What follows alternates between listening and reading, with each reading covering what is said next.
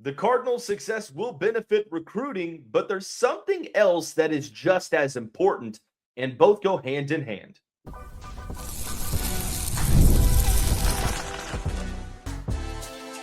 You are Locked On Louisville, your daily podcast on the Louisville Cardinals. Part of the Locked On Podcast Network, your team every day. Card Nation, what's going on, everyone? Welcome into this Wednesday edition of the Locked On Louisville podcast. I'm your host, Dalton Pence. This is my 6th year covering U of L, 4th year hosting this show. Of course, Locked On Louisville, part of the Locked On Podcast Network, now the #1 sports podcast network in the world. And today's episode is brought to you by Game Time. Download the Game Time app, create an account, use code Locked On College for $20 off of your first purchase. Terms apply. Got a lot of stuff to dive into today. The men's basketball team hosting NJIT tonight at the KFC Yum Center. We'll preview everything you need to know about that matchup. We also have 3 weekly mailbag questions spanning 2 segments. Some football questions related to Jeff Brohm's portal tactics, what we're hoping to see from the program this offseason. But we're going to begin with a big picture men's basketball question.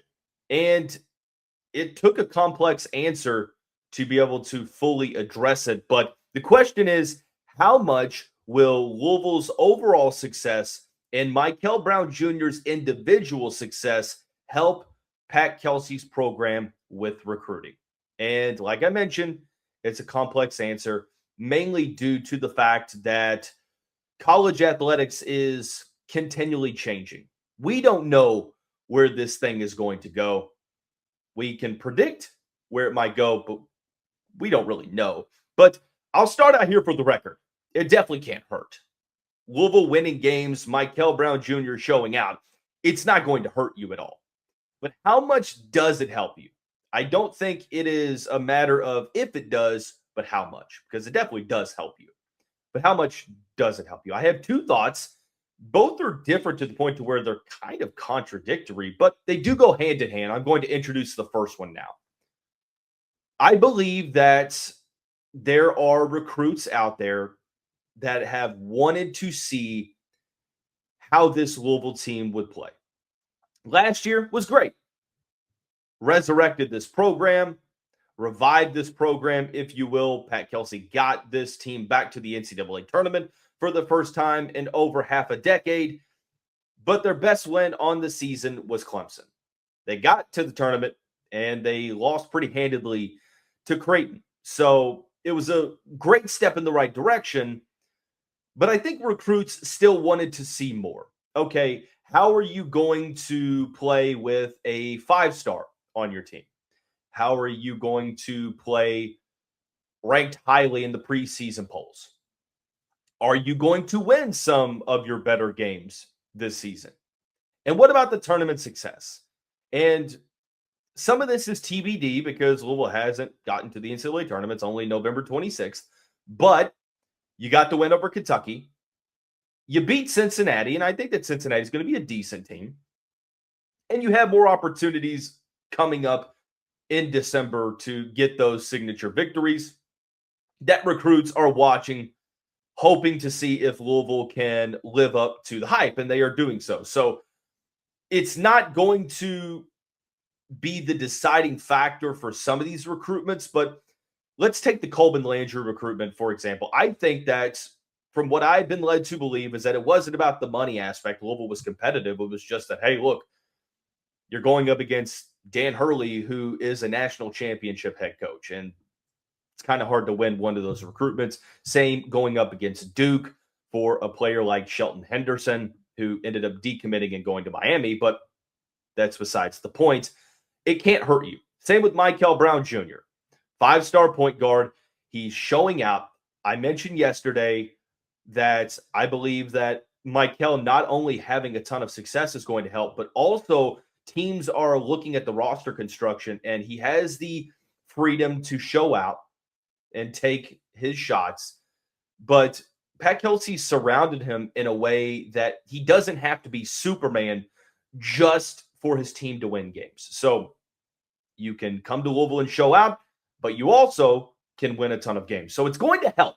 I think when you are in the ballpark financially, it could be the deciding factor in a certain recruitment. But like I mentioned, this is a two-part answer because it can't be the only thing. Like, they go hand in hand. The second part of this is an extension of yesterday's conversation when we talked about Bruce Branch III.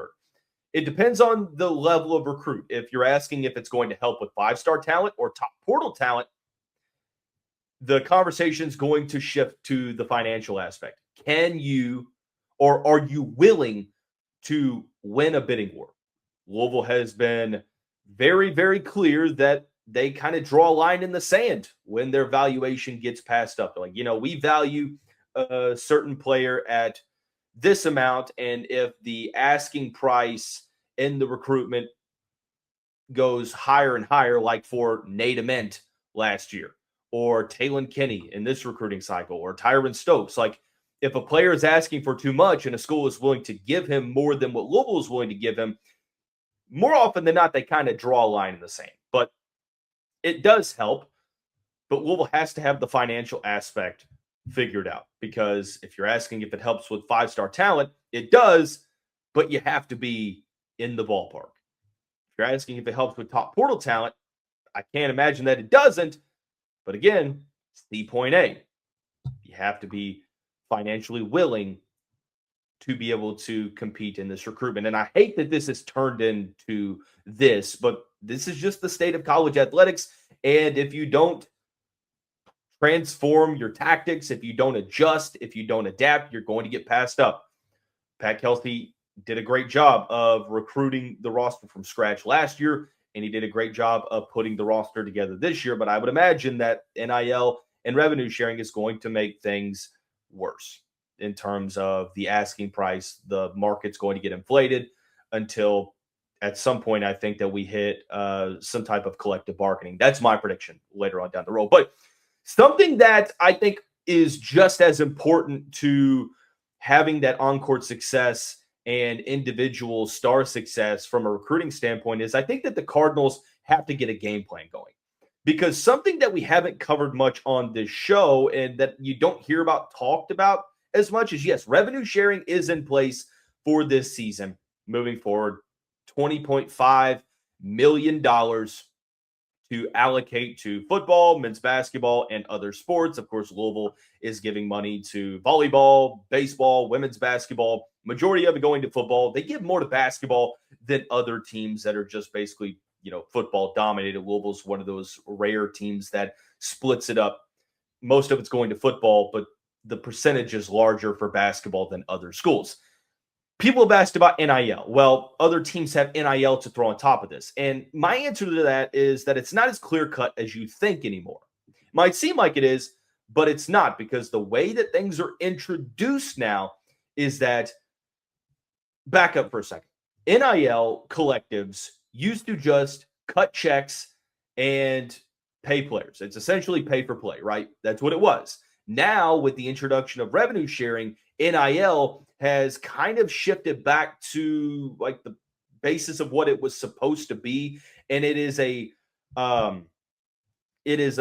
third party endorsement package, to where for NIL, any payment over $600 has to be reported and cleared by a third party. I believe, from what I've read, that is Deloitte. Has to be cleared. Like, there has to be a market value for the services. Like, a player can't just get paid from an NIL collective. Like, there has to be a transaction to where, okay, if you're going to pay a player this amount of money, it has to make sense from a business financial standpoint to pay the player that amount of money. Like, the return on investment has to be there. So I think that Louisville has to, and I don't know what they have in place, but you're seeing schools across the country put plans into action to where you have to get creative if you want to throw NIL on top of your revenue sharing model, which schools are doing. It's one of the conversations with the Lane Kiffin head coaching saga. Yes, Ole Miss, Florida, and LSU are going to make Lane Kiffin. One of them is going to make Lane Kiffin the number one highest paid head coach in the country. But schools are making NIL promises to him, and they aren't always concrete. Like it's a matter of, do you believe in the model that you have going forward with NIL collective? So the days of just paying players from your NIL collective, those days are done. Now you have to have a plan in place to where the marketing aspect of it is there. If you want to use NIL dollars to supplement your basketball recruiting, and I'm tying this all back together to suggest that you have to have your financial aspect of this down pat. You don't have the booster money that the Texas schools have or some of the SEC or Big Ten schools have. You have to get creative, and this is the way that you can do that. You are allocating more money to men's basketball via revenue sharing, but if you use NIL to your advantage, like I said, you have to be able to justify it to the committee that's deciding. I think it's the College Sports Commission. Like, it has to make sense from a return on investment standpoint. Like, you can't just pay players anymore, like outright. You have to have an NIL deal that makes sense. Like, you can't say, oh, this guy has an NIL deal worth $1 million with this company. A picture on social media isn't going to justify the $1 million payout, right? Like, it's going to have to make sense from an ROI standpoint. So it's a long way of answering that to say that, yes, the Cardinals' success is going to benefit Louisville's recruiting, but you have to have, A, the willingness to win some of these recruiting battles, B, the meticulous planning of the roster, which Pat Kelsey does, and C, a competitive NIL stance. So let's put basketball off to the side for the moment. We have two very interesting football questions. One centered around whether or not the portal tactics are actually hurting the future of the Louisville football program. We'll answer that question when we come back. You're tuned into Locked On Louisville, covering your team every day.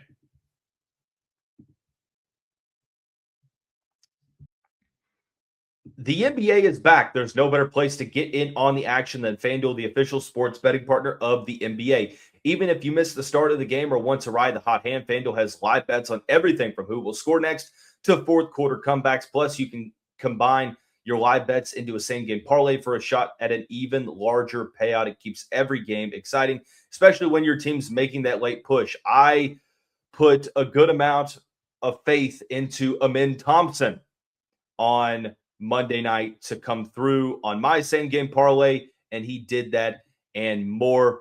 And I was a happy camper after the Rockets got the victory over Phoenix on Monday night. Right now, FanDuel is giving new customers $300 in bonus bets when your first $5 bet wins. So head to FanDuel.com to sign up and play your game with FanDuel, the official sports betting partner of the NBA. Thank you all so much for making Locked On Louisville your first listen of the day. Just a reminder, the show is free and available on all streaming services, including YouTube and TikTok. Don't forget to hit that subscribe button. Leave a comment in the YouTube section below. Both are great ways to help the show continue to grow. Thank you to all the everydayers out there for making us part of your daily routine. And if this is your first time tuning in, we're glad to have you here. Locked On Podcast Network, now the #1 sports podcast network on planet Earth, and it's all because of you all. It is Thanksgiving tomorrow. We won't have a Thanksgiving show, but just know how thankful I am of all of you all consistently tuning in, sharing, subscribing, commenting, you name it. It's awesome to see. Awesome to see this show's growth. But let's switch over to the football side. There are some great football questions, two of them to be exact, both sort of big picture questions. The first one is, has Jeff Brohm's portal tactics put Louisville in a bad spot for the future?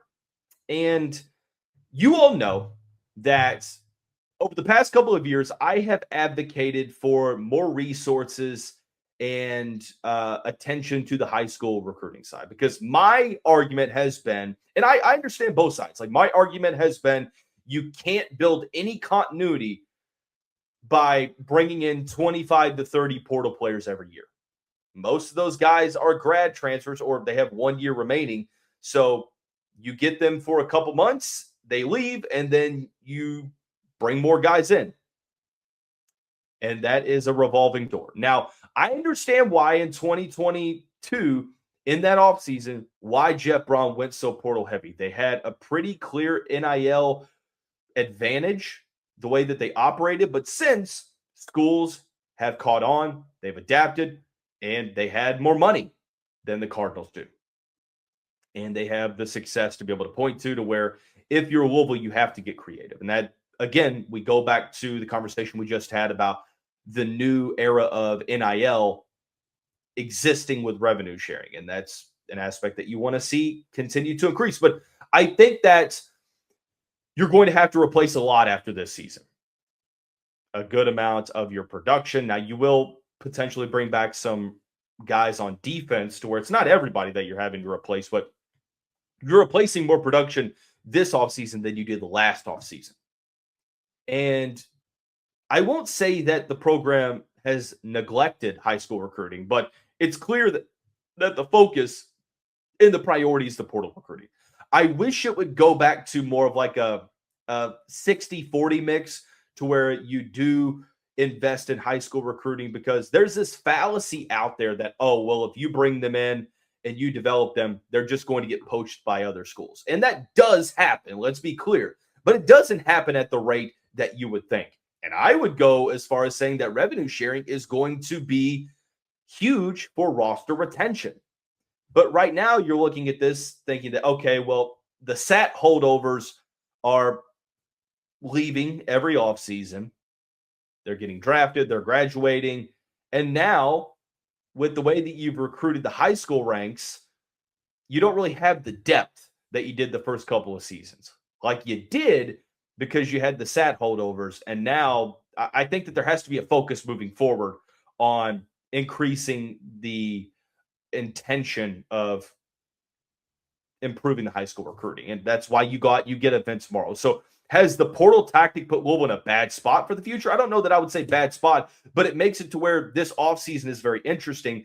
And it goes back to the conversation that we had, that I don't think that being the top portal school every year, meaning that bringing in the most players out of the portal, there's a reason why Colorado and Louisville, you can't really sustain a ton of success year in, year out. That's why year 3, you just missed more than you did the past 2 years. Like, the portal market is inflated, and I believe that it is cheaper to retain talent that you've developed than going out there and having to bring in portal guys. Like, take Chris Bell, for example. He turned down larger offers from the SEC to stay at Louisville because of the loyalty. Isaac Brown, same thing. So what about this conversation of, oh, well, if you develop guys, they're just going to get poached? Sounds like it's legit in theory, but when it comes to practice and application, doesn't happen as much as you think. Now, it does happen. You're never going to be able to prevent all of it. But from a continuity standpoint, I think that, yes, you need to use the portal big time, but you also need to invest more in high school recruiting, which I think that they are doing now moving forward. So the answer is, I think it has put the program at a crossroads to where it leads me into the next point. What are the things that you want to see from Louisville in the offseason? That's the second mailbag question. I look at 4 things. The first one is pretty simple. I want to see solid portal recruiting. Like, you have to replace your quarterback for next year, Chris Bell, Colin Lacey, the majority of your offensive line. You've got guys returning on defense, but you've got some guys to replace on the defensive line, in the secondary. You've got some holes that you have to fill in the roster.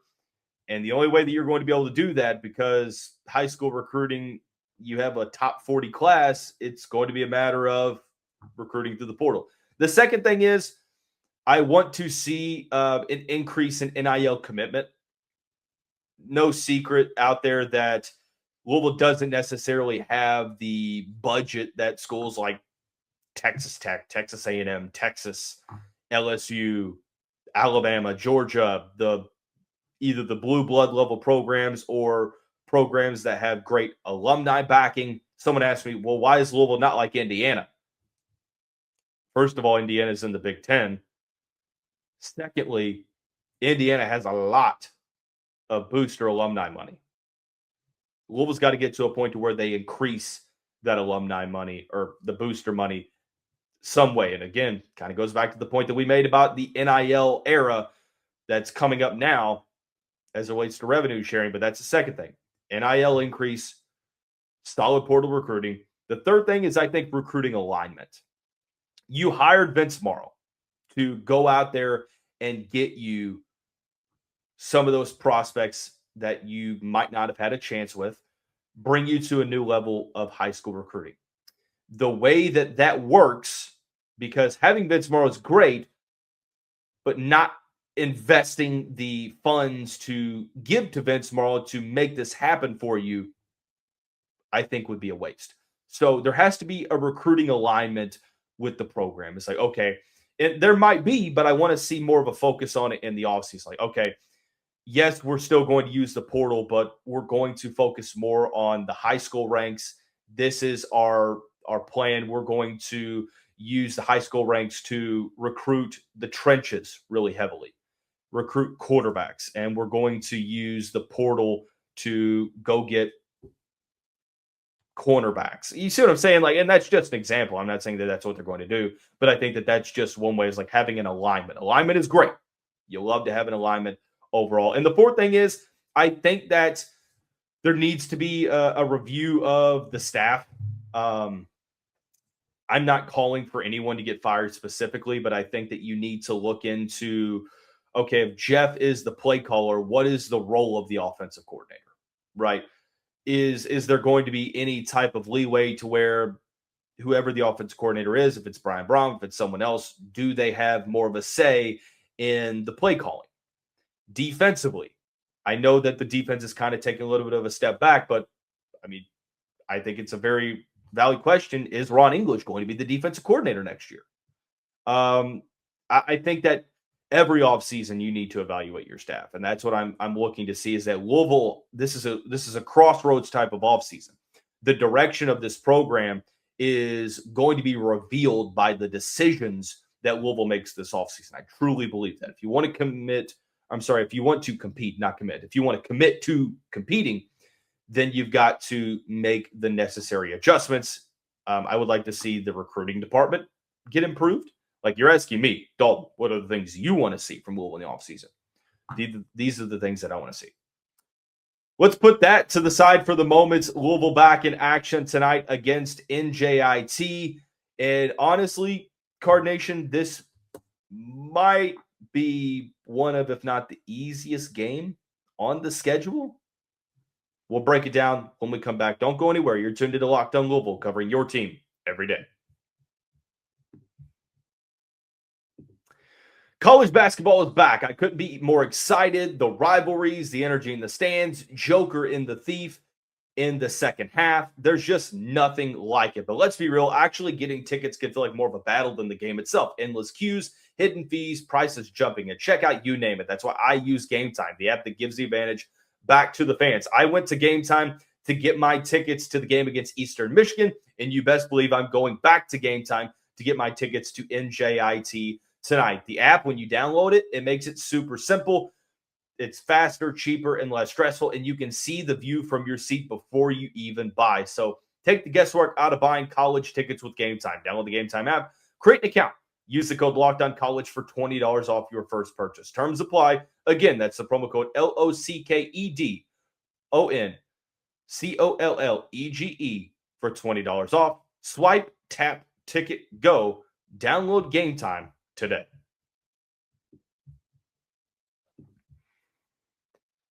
Don't forget, we will not have a Thanksgiving Day episode. Again, thankful for all of you all for tuning into the show consistently.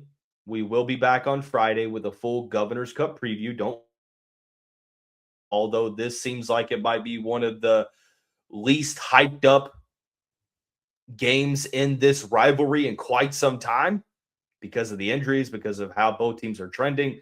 We are going to have a full preview of that game on Friday. But let's end with some NJIT preview. Let me switch back to my virtual background being in the KFC Yum Center rather than Cardinals Stadium. NJIT, New Jersey Institute of Technology, the Highlanders will come to the KFC Yum Center to play the Louisville Cardinals. 9 o'clock tip-off tonight, day before Thanksgiving. The Cardinals looking to go to 7-0 overall, 6-0 in play at home. Now, the spread is not out yet. This is being recorded at about 1:30 on Tuesday afternoon. The spread is not out yet. According to the matchup predictor on ESPN's analytics, Louisville has a 99% chance of winning this game. Now, NJIT is 3-4 on the season. They're 2-3 on the road. Unlike early season reference points, or unlike early season schedules, we do have a reference point. It's not the only thing you can look at. Can't fall victim to the common opponent fallacy, but NJIT's most recent game was against Cincinnati. And the Bearcats won that game 94-67. They were anywhere from a 32.5 to 34.5 point favorite going into the game. That should tell you everything you need to know. This very well may be the largest spread for the Cardinals all season. It could be a spread that is close to 40 points, and for good reason. NJIT this season, they've defeated Fordham, Loyola Maryland, Fairleigh Dickinson, but they lost by 21 to Fairfield. They lost by 28 at Drexel, 16 at Navy, and 27 at Cincinnati. They give up a lot of points. They don't score a lot of points. Hashtag analysis. It's a very guard-heavy team. I think that even considering the scoring woes, the way that Louisville matches up with the Highlanders is extremely advantageous for the Cardinals. It's a very guard-heavy team. The top 4 scorers for the Highlanders are all guards. Of the players that average over 10 minutes per game, only one of them is over 6'8" in height. That player is Malachi Arrington. Now, the leading scorers, you have David Bolden, who's a 6-foot freshman. He's averaging 13.4 points per game. Ari Fulton is a 6'7" sophomore. He's averaging 12.1. You have St. Francis, Pennsylvania transfer Jeremy Clayville, who's a sophomore, 6'1", averaging 7.7. And then junior 6'3" guard Sebastian Robinson, averaging 7 points per game. This is a relatively young backcourt. So young backcourt, not the tallest team, not a team that scores a ton of points, not a team that really plays that great a defense. You see why I hinted at before the break, why I believe that this might be the easiest game on the schedule. Now, Jackson State, South Carolina State, Louisville handled those two teams pretty easily. They beat South Carolina State 104-45, Jackson State 106-70. Maybe it's not the largest margin of victory because topping 104-45 is going to be challenging. I would like to see the Cardinals start out better offensively than the past couple of games. Sorry. Talking for a decent amount of time makes my throat a little bit dry. So my apologies if my voice is cracking a little bit. But the Cincinnati game, Louisville didn't have a field goal until almost the second media timeout. It was a slow start in the game against Eastern Michigan. Now, in both of those performances, they picked up the slack. But you would like to see, just from a performance standpoint, when you are projected to win by that much, you just want to see the team look the part. Start out well offensively. Go ahead and push this game out of reach early on, to where you're winning this game by a lot going into halftime, and you can play your reserves. Give some key minutes to guys like Vangelis Zougaris, Kobe Rogers, Cole Sherman, who hit a three-pointer against Eastern Michigan. That was awesome to see.